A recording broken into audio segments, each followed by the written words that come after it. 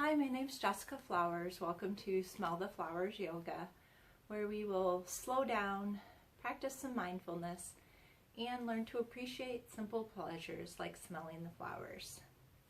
Today I have for you a yin practice.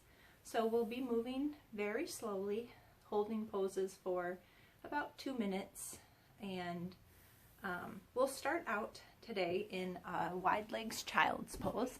So you can come onto your mat and bring your knees about out to the edge of your mat or whatever is most comfortable for you. You'll sit your hips back towards your heels. If they don't come there, that's okay.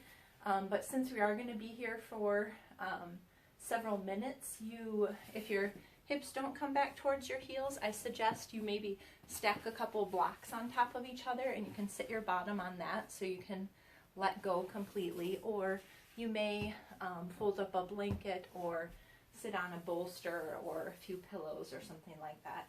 And then just let yourself come forward onto the mat, lowering your chest towards the mat. Your arms can come out long in front of you, or maybe you want to start with just having your arms stacked one on top of the other. And see if you can rest your forehead onto the mat or onto the backs of your arms. Again, if you have blocks, if you're not sitting on them, you could always bring a block in for underneath your forehead.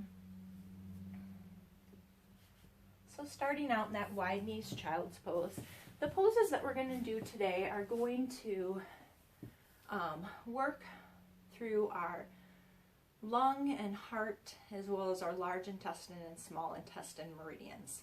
Meridians are the energy lines that go through our body. So I'll just talk about that a little bit. I want you to just focus on tuning into your breath, noticing how your body feels.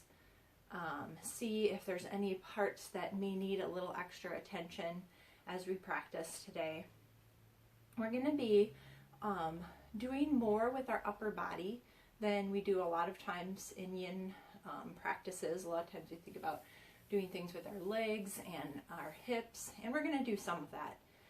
But the lung meridian and the heart meridian lines and intestines, they start from different fingers, and they run up through our lines, through our upper body, in our intestines, through our lungs, our heart, into our intestines. So we're really going to be focusing on more opening up through our chest, doing some work with our spine, as well as doing different things with our arms.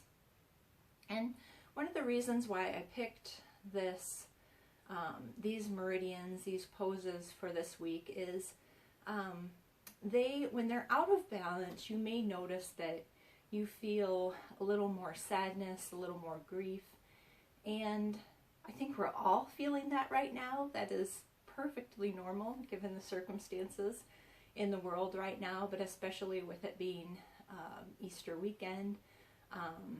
And I, in particular, was really missing my family a lot this week, which again is completely normal. But I thought this would be a good practice, and it's a good practice as we go up and down through these waves of grief that we're going through. And on that note, I just wanted to say that I'm not suggesting that we need to move out of grief. That used to be my way of being, is that I would feel an emotion and I'd almost instantly be like, no, I gotta get rid of that. How can I fix that? How can I get rid of that? And I've gotten more comfortable with sitting with and feeling my emotions, and I think that's really important. A story that I like, that I often think of with this, that is a good reminder for myself, but also for thinking about other people, is a story of a monkey and a fish. So the monkey saw the fish in the water, thought the fish was drowning, and pulled the fish out of the water up into the tree with it. And the fish was like all, not doing very well. And the monkey's like, what's the problem? I rescued you. You were drowning. Of course, the fish is not supposed to be out of the water in the tree, but the monkey thought that the fish needed rescuing, and what the fish really needed maybe was for the monkey to join it in the water. So that's what I want to think about with these feelings of grief is sometimes it's, or if you're trying to help someone else with their feelings that they're going through, is that you don't need to pull them out of that necessarily. I mean, if it's excessive, then practices like this can be helpful. But sometimes another person or yourself may just need to sit with those feelings. And so that's what I just want you to keep in mind as we go through this practice and work through these meridians that will help so that grief and sadness doesn't become too overbearing. So from wide leg child's pose, we're going to start to work the arms, and those meridian lines come up through the armpits and the shoulders. So we're going to start with just a simple twist in child's pose. So we'll start by opening up to the right. So you can press your right hand into the mat so you can lift your left hand up, and then palm up towards the sky. You're going to thread your left arm under your right armpit and then come down onto your left shoulder. So opening up towards the right side, you can look down over to the right, down towards your left fingers.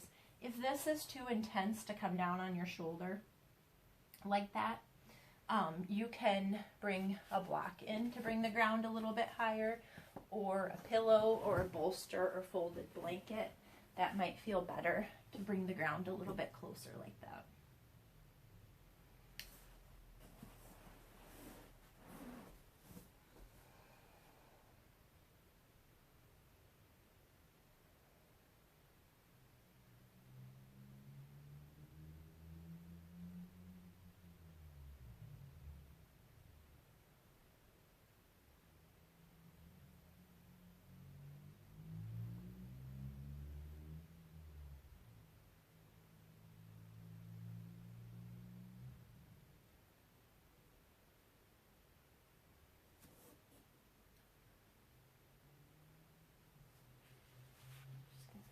Some music for us.